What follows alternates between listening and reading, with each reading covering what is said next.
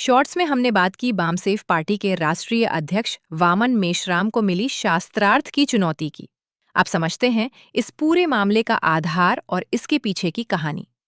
बरेली के आनंद प्रकाश के Facebook channel find my मैग्नेस पर हाल ही में एक खबर तेजी से वायरल हुई।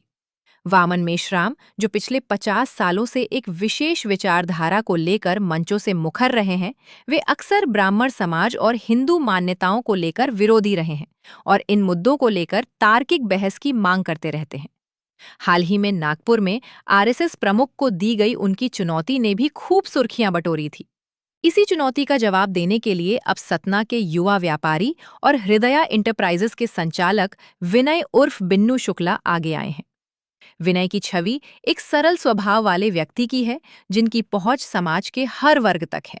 उन्होंने वामन मेश्राम की चुनौती को सहजता से स्वीकार करते हुए 10/10 सवालों के फॉर्मूले पर एक मर्यादित शास्त्रार्थ और ब्रॉडकास्ट का प्रस्ताव रखा है।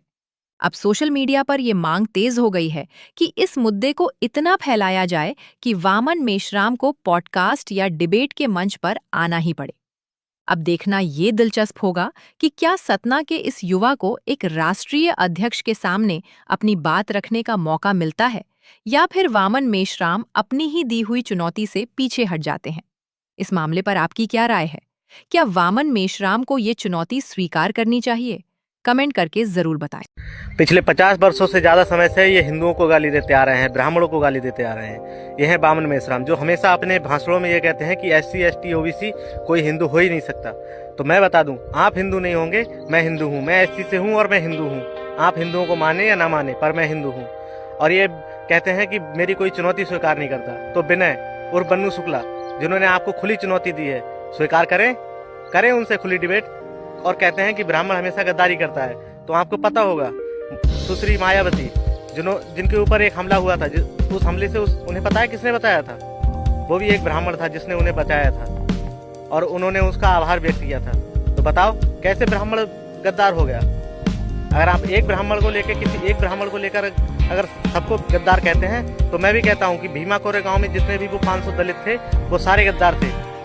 अगर मैं पूरे दलित जातियों को गद्दार कह दूं, ऐसे तो मैं भी गद्दार हुआ, है ना?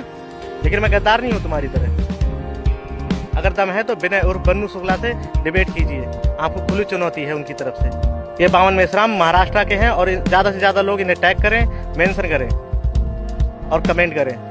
ऐसी ही ताज़ा खबरों के लिए सब्सक्राइब कीजिए और देखते रहिए ऑल द ट्रूथ।